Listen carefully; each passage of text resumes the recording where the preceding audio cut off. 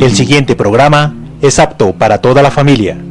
Se recomienda la compañía de un adulto responsable. Los conceptos emitidos no comprometen la filosofía del canal.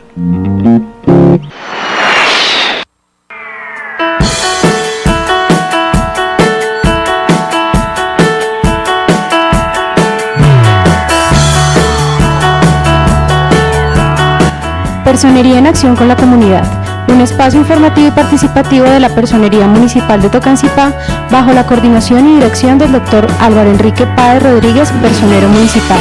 Unión, acción y efectividad en la defensa y protección de sus derechos.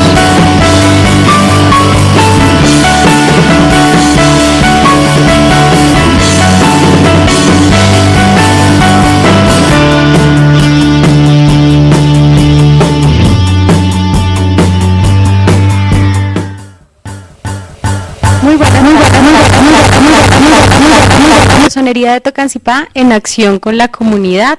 Este programa es bajo la dirección y coordinación del doctor Álvaro Enrique Páez Rodríguez y quien les habla Hernández.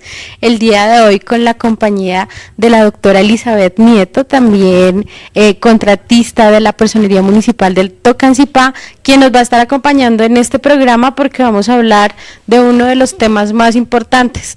No solamente de un tema muy importante, sino de uno de los derechos más importantes y que es base de los demás derechos humanos, el derecho a la vida. Pero primero que todo, pues vamos a saludarla y que ella nos cuente cómo se encuentra el día de hoy.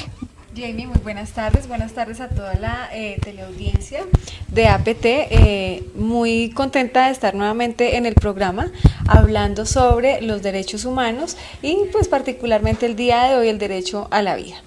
Claro que sí, doctora Elizabeth. Para este día vamos a hablar un poquito de la historia del derecho a la vida, vamos a hablar de esos casos en los que se han presentado y a veces nos queda la duda si se debe o no debe respetar el derecho a la vida. ¿Qué es el derecho a la vida? ¿Por qué es tan importante? ¿Y por qué es la base de los demás derechos humanos?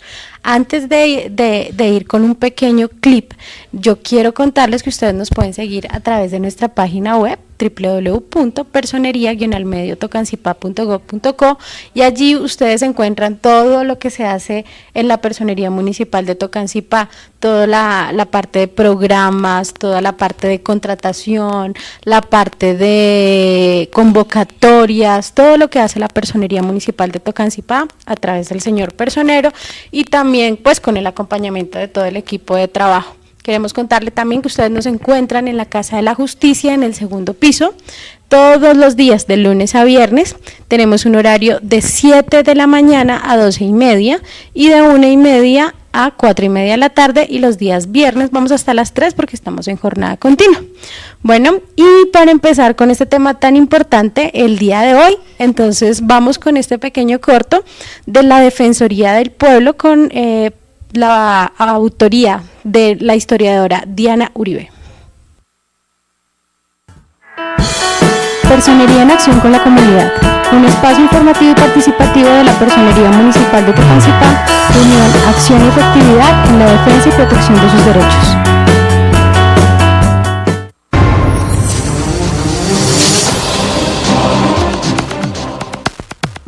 La vida.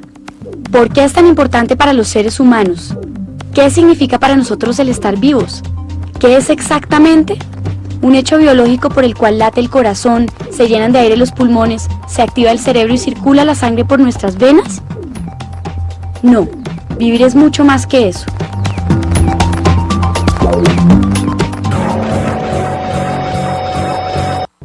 Antes la vida era propiedad, era parte de la propiedad que se podía tener, por ejemplo, durante el feudalismo. La vida de los siervos pertenecía a los amos. Durante la esclavitud, la vida de los esclavos pertenecía a quienes habían pagado el precio por ellos. Es decir, durante mucho tiempo en la humanidad la vida se concibió como una propiedad que alguien podía tener sobre alguien mediante un sistema económico como la esclavitud, mediante una relación de feudo-vasallaje como el feudalismo. Eran condiciones en las cuales se concebía que había vidas que eran comprables y pertenecían a otro. Y en el caso del absolutismo monárquico, la vida pertenecía al rey. La vida se ha visto amenazada. Ejemplos históricos recientes: el fascismo y el nazismo, el holocausto judío. Fue, digamos, básicamente hay un fenómeno en la historia que es muy complicado, y es cuando un proyecto de un pueblo supone el exterminio de otro pueblo. Entonces, la ideología que lleva a eso. Entonces, el caso del holocausto judío, el caso de la matanza de más de 1 millón de armenios a manos de los turcos a comienzos del siglo XX, el caso de los asesinatos sistemáticos del Ku Klux Klan en los Estados Unidos desde 1896, desde finales de la Guerra de Secesión en adelante, el caso de Sudáfrica, el apartheid en Sudáfrica, donde el derecho a la vida está negado, el caso en los casos más recientes, el caso del genocidio del pueblo de Bosnia-Herzegovina durante la guerra de los Balcanes.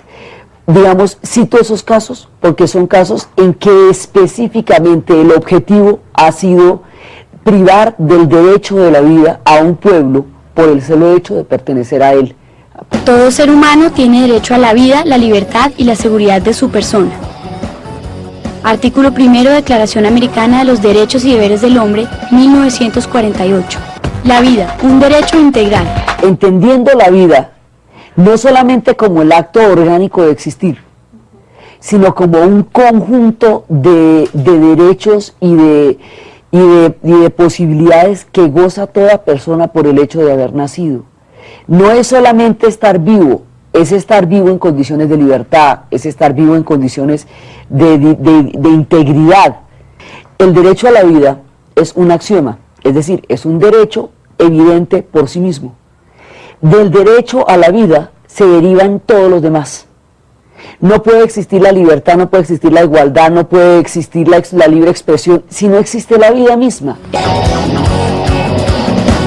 Las autoridades de la República están instituidas para proteger a todas las personas residentes en Colombia en su vida, honra, bienes, creencias y demás derechos y libertades. Artículo 2, Constitución Política de Colombia. Personería en acción con la comunidad. Un espacio informativo y participativo de la Personería Municipal de Tocancipá, que unión, acción y efectividad en la defensa y protección de sus derechos. Bueno, ahí con el acompañamiento de la Defensoría del Pueblo, con Diana Uribe, esta gran historiadora nos comenta pues cómo ha sido la historia y la lucha de los seres humanos pues por reconocer este derecho tan importante como lo es el derecho a la vida, y nos cuenta un poco de por qué este es el derecho como base de todos los derechos fundamentales y los derechos humanos. Bueno, doctora Elizabeth, para entrar en contexto un poco acerca del tema del día de hoy, ¿cree usted, o desde su trabajo, desde la parte jurídica que usted maneja, si es el derecho a la vida el más importante? Efectivamente, Jamie, es el núcleo fundamental de la exigencia y el reconocimiento de cualquier otro derecho. Sin la vida, pues no podemos reconocerle al ser humano ningún otro atributo. En realidad, de allí parte, incluso la misma ley se encargue de hablar de cuándo se es persona. El derecho a la vida, como todos los demás derechos fundamentales, parten de la dignidad del ser humano, y se dice, pues es un principio universal, que el ser humano es digno por el hecho de ser persona. ¿Y cuándo se es persona? Pues cuando en un sentido restringido, una teoría restringida, cuando se nace, en una teoría amplia y moralista desde el momento mismo de la concepción, ¿cierto? Por eso pues se dice, y efectivamente no hay que desconocer que el derecho a la vida es el núcleo y la raíz de cualquier otro derecho. No podemos hablar, aunque ahorita obviamente existen teorías que dicen que el derecho del cadáver, pero más que del derecho del muerto, se habla es de un derecho a un respeto, y que definitivamente tiene que desprenderse es del aliento de vida de cualquier ser humano, pues para de ahí desprender cualquier otro atributo y reconocimiento de derecho. Vamos a desmenuzar un poco este gran concepto del cual usted nos acaba de hablar, y vamos a hablar como parte por parte de cómo podemos entender qué tan importante es este derecho.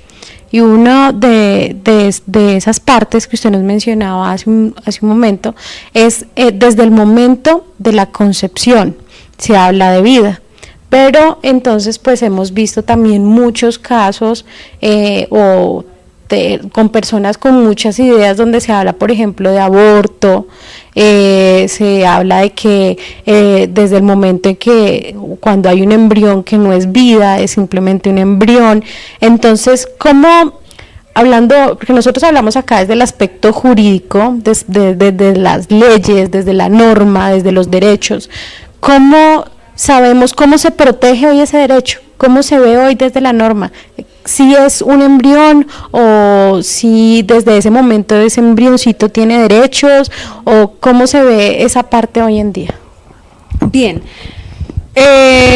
desde nuestro derecho interno, de nuestra normatividad interna, o sea, a nivel nacional, a lo largo de la historia, y antes, por ejemplo, hablemos un poquito de lo que era la Constitución de 1886 y hacia atrás, la vida era un derecho de carácter universal, irrenunciable, y que de ninguna manera podría transgredirse.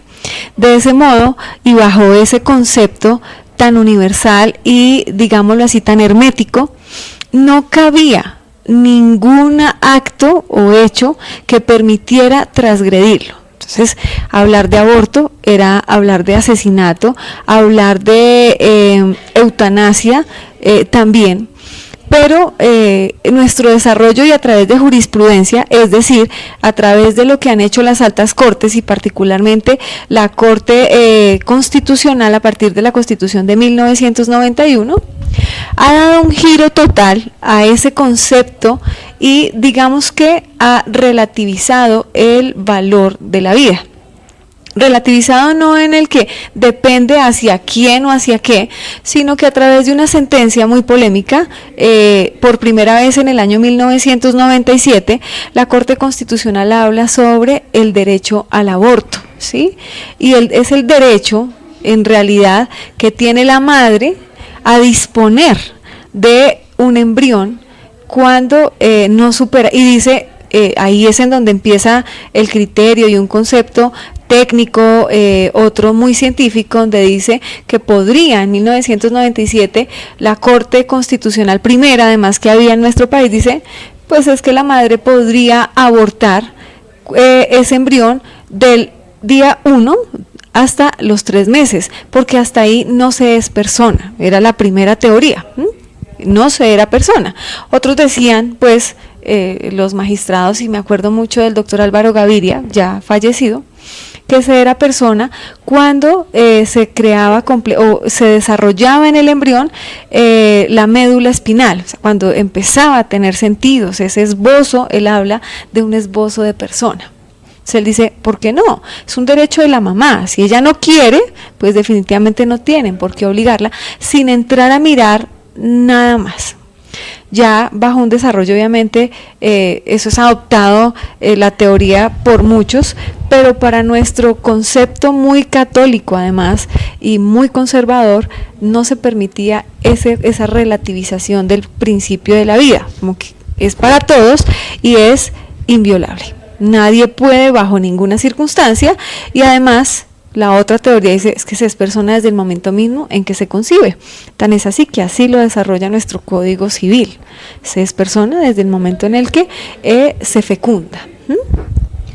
Obviamente hay muchos componentes desde el ámbito religioso, político, social, inmersos cuando hablamos del tema del aborto. Es muy difícil llegar a un acuerdo cuando se habla de este tema y llegar a entender si se está o no violando el derecho fundamental a la vida en este aspecto, así sea cuando se habla de los 3 casos en que la mujer tiene derecho a interrumpir su embarazo, cuando le han sido violentados, por decirlo así, o alguno de sus derechos, o cuando corre riesgo su salud, pero entonces, ¿cómo se aborda hoy en día en el aspecto social? ¿Cómo se aborda hoy en día como ese respeto a la vida. Bien. 10 años después de la sentencia que te digo en el año 2007, la Corte Constitucional vuelve a pronunciarse sobre esa relativización de la vida y dice, mire, ponderemos derechos. Primero, el derecho del ser que está por nacer y el derecho de aquella madre.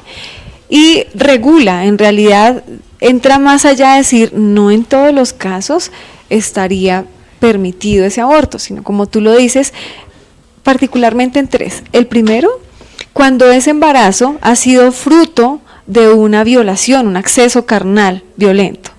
El segundo, cuando la mujer ha sido sometida a una fecundación sin su consentimiento. Y el tercero, cuando ese feto venga con problemas, una enfermedad incurable o un problema que definitivamente amenace riesgo para la vida y la salud de la madre, ¿sí?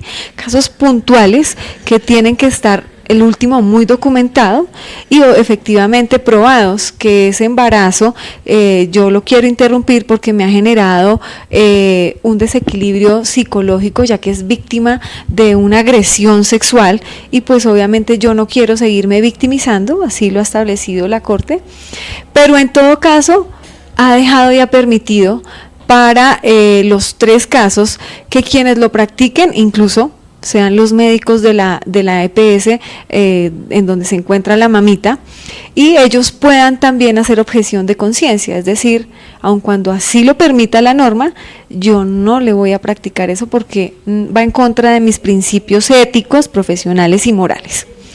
Volvemos al tema, es muy relativo, tiene que estar muy documentado. Yo no puedo decir es que estoy embarazada y fue porque me violaron, pero no tengo una documentación, no fui a la fiscalía, sino sencillamente lo hago por salir del paso. Ahora, no solamente está esa situación, sino que pues hablamos por ejemplo de la pastilla del día después, que si volvemos al concepto inicial, que se es persona desde el momento de la concepción, entonces el día después es unas horas después de tener la relación sexual, ya se es persona, ya se concibió, ¿sí? Aun cuando eso no ha sido reglamentado, todavía existe en el mundo jurídico la duda, ¿no? ¿Esto es una pastilla abortiva? Se permite la comercialización y venta de este tipo de medicamentos de manera regulada, controlada como en otros países, o sencillamente una persona, hombre o mujer, mayor de edad o simplemente ya con capacidad de ir a comprar a una droguería, igual que una vitamina se la pueden vender. Esa también es una duda que pondría bajo un contexto jurídico o ha puesto en duda, es decir, bueno, ¿y aquí quién regula eso? Estamos nosotros como laboratorios farmacéuticos, nosotros como farmacia, estamos apoyando el aborto. No solamente hablemos de esos 3 casos, sino hablemos del día a día, de lo que está pasando. Y también contextualizar a las personas, hombres y mujeres, sobre lo que es la vida. Entonces, en últimas, lo que antes no se permitía como una relativización, como digo yo, ya no es tan universal, sino que lo relativizo ¿a qué? A la necesidad, a la moda, a la misma sociedad y su política, sin entrar obviamente al tema religioso ni ético, sino a las mismas normas sociales. La pastilla del día después está permitida en el plano obligatorio, sí o no, a quién se le recomienda la pastilla o simplemente la vendemos como una vitamina. Todos los temas que se tratan alrededor del derecho a la vida, digamos que son un poco polémicos, pero para cerrar este primer punto, porque hay varios puntos alrededor del derecho a la vida, podríamos decir que en este tema del aborto es más un tema moral y ético, o sea, es más de afrontarlo como un tema moral y ético. Todo lo que tenga que ver con el derecho a la vida definitivamente tiene que abordar una parte ética vista como desde su raíz, como el comportamiento que debe tener la persona, el deber ser hacia una sociedad, y moralmente pues sus principios y cómo debo regirlos, ¿no?, en la sociedad. Sí, tienen una parte moral que no tienen que verse tampoco, que se diferencian mejor de lo que es la parte religiosa. Pero es que si tú te das cuenta, nuestro ordenamiento jurídico es, además de ser un ordenamiento jurídico, consagra, y el derecho es eso, el derecho lo que consagra son las normas del deber ser, cómo debe comportarse el hombre en sociedad, y el derecho es el reconocimiento de los atributos de la persona que tienen un límite, y son los derechos del otro. O sea, el derecho a la vida, el derecho de ese ser que se está formando, visto como ser humano, concepción desde el momento de su nacimiento, porque científicamente ya está demostrado que el ser humano siente, percibe y se desarrolla desde el momento mismo en que es mórula, día 1. Entonces, bajo ese entendido, mi derecho como mamá, de mujer gestante, va hasta pues el derecho del niño. Es muy polémica la sentencia de la Corte Constitucional, tiene salvamentos de voto, es decir, aun cuando la mayoría votó a favor, hay unos que todavía dicen: yo no puedo permitir eso, lo que vamos a hacer es que definitivamente se nos convierta esto en un mercado pues de abortos y que todas las niñas pretendan eso, pero en realidad en nuestra sociedad, aun cuando ya se encuentra regulado, tampoco ha sido pues una rienda suelta y una rienda loca. Como te digo, la objeción de conciencia ha permitido que en muchas oportunidades, aun cuando de pronto hasta se demuestre que ese niño trae una enfermedad del bulbo raquídeo, se sabe en realidad que un niño con este tipo de enfermedades probablemente ni siquiera nazca vivo, pero los médicos se abstienen de realizarlo por objeción de conciencia. ¿Qué es lo que pasa? En realidad, bajo un punto de vista muy personal, y no es guardando la objetividad, lo que buscó probablemente la Corte para el caso, por ejemplo, del niño o del feto que viene enfermo, es de pronto mitigar el dolor de una madre al tener que guardar por 9 meses o cambiar su cuerpo 9 meses para saber que va a ser un embarazo que no va, mejor que su bebé van a ser muerto. Entonces probablemente eso genere más secuelas psicológicas, incluso físicas, a la madre. De pronto eso es lo que pretende esa sentencia, visto desde ese punto de vista objetivo. En relación con los embarazos, generalmente se ha dado prioridad por violaciones o inseminaciones artificiales no consentidas. Lo que se pretende es como no victimizar más a esa madre que ya ha tenido que ser violentada de alguna manera en su cuerpo. Y generalmente se ha dado los vistos buenos para las niñas, aquellas niñas entre los menores de 13 años y hasta los 16 que han sido víctimas de abuso sexual, y sobre todo por familiares. Digamos que ahí es cuando más se ha esbozado en la jurisprudencia y sobre todo la Corte a decir: venga, pero si es una niña, ¿por qué tenemos que, ya le arraigaron y le quitaron parte de su inocencia y de su niñez, por qué tenemos que victimizarla todos los días con esto? ¿Sí? Muy respetable, habrá personas que dentro de sus criterios éticos, morales y religiosos lo permitan, otras que se aparten de ello. Pues está abierta ya la ventana y sobre eso tampoco nosotros tenemos por qué entrar a juzgarlo. Esa es la relativización que se ha dado en nuestro ordenamiento jurídico sobre el gran pilar que es la vida, el derecho a la vida. Cuando hablamos de derecho a la vida, también hablamos de que esa vida sea una vida digna, de calidad, una vida, digamos, con todos los requerimientos para llevarse con como se debe ser. Cuando hablamos del tema de la eutanasia, en aquellas personas que de una u otra manera, digamos, son víctimas de una enfermedad que los ha ido degenerando o degradando, que no tienen, digamos, que no pueden, digamos, con su ser, con su vida, ¿cómo se ve esto desde la parte jurídica? ¿Cómo se ve la eutanasia en Colombia, y más siendo un país tan religioso como lo seguimos siendo?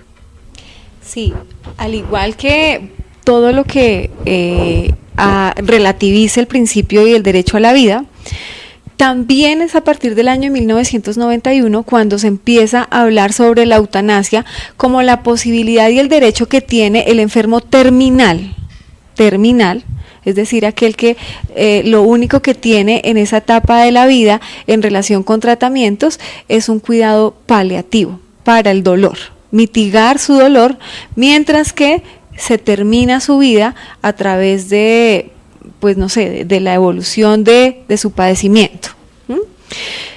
En Colombia también se ha regulado y existen dos tipos de eutanasias, una que se llama eutanasia activa, que es la aplicación, por ejemplo, de medicamentos con las cuales concluya de inmediato la vida del paciente se termine, y una eutanasia pasiva, que es simplemente aquella por la cual el paciente opta por no continuar con el tratamiento porque ya no tiene solución. Explico, una persona con un cáncer terminal decide no hacerse la cirugía, no continuar con las quimioterapias, las radioterapias, porque considera que la conclusión va a ser la misma y que lo que va a hacer es ampliar su padecimiento, o sea, ampliar una vida sin calidad, ¿sí?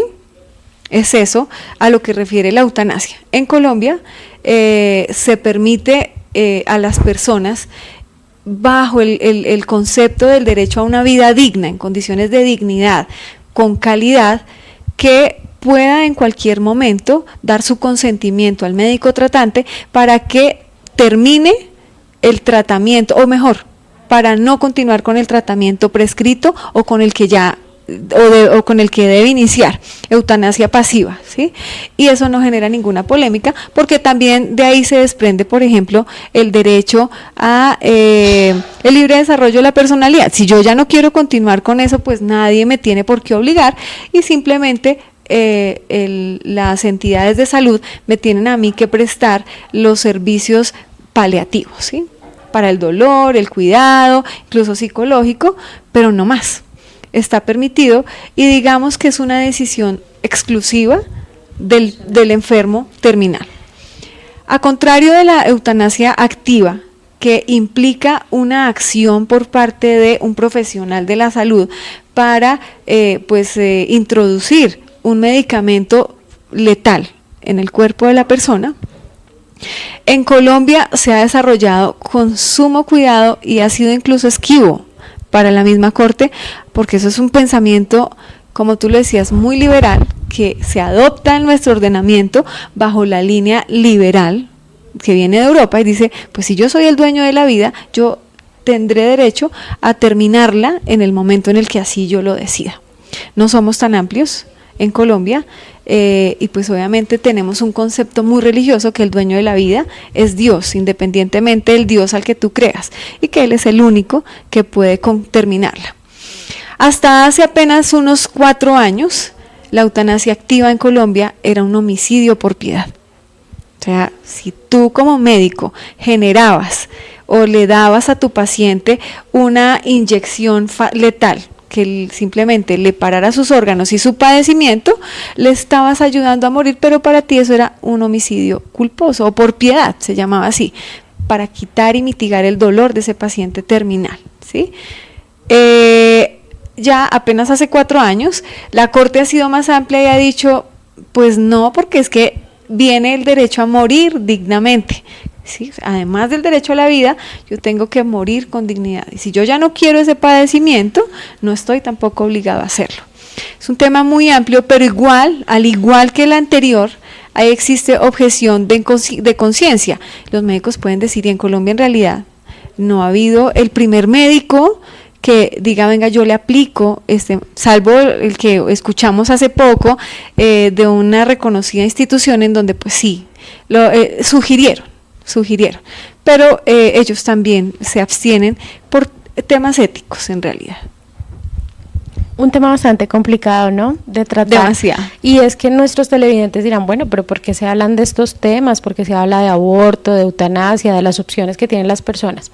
No es de las opciones de lo que vinimos a hablar hoy, sino vinimos a hablar desde la parte del derecho. cómo se ve, porque eso es lo que hacemos realmente desde la personería, y es velar y promulgar sobre los derechos humanos, los derechos fundamentales.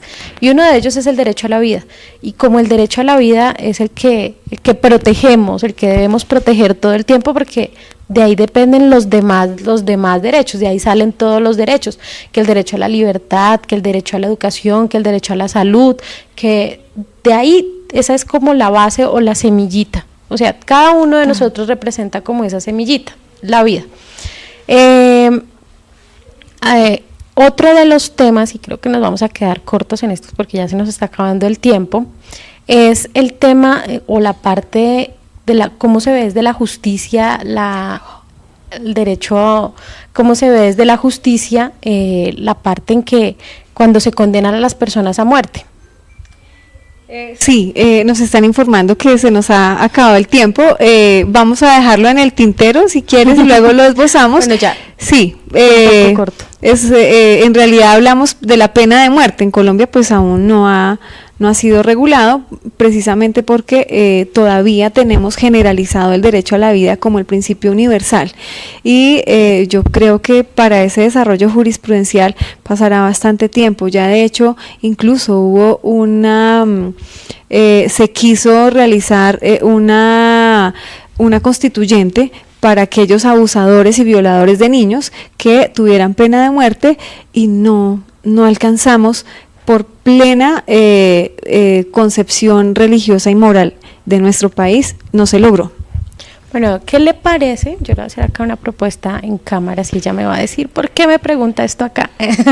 Pero, ¿qué le parece si continuamos hacemos una segunda parte de este programa para dedicarle un poquito más al derecho a la vida, y nos vemos dentro de 8 días y hablamos un poquito más de este tema y ampliamos pues sobre los otros términos que son un poquito complicados sobre este tema? A ustedes les agradecemos que nos hayan acompañado esta tarde aquí por su canal APT.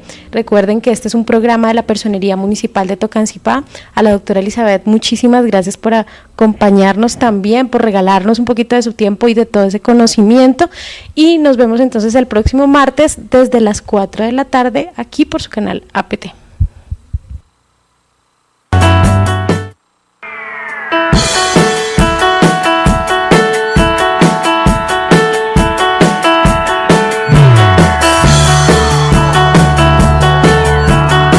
Personería en acción con la comunidad, un espacio informativo y participativo de la Personería Municipal de Tocancipá, bajo la coordinación y dirección del Dr. Álvaro Enrique Páez Rodríguez, personero municipal.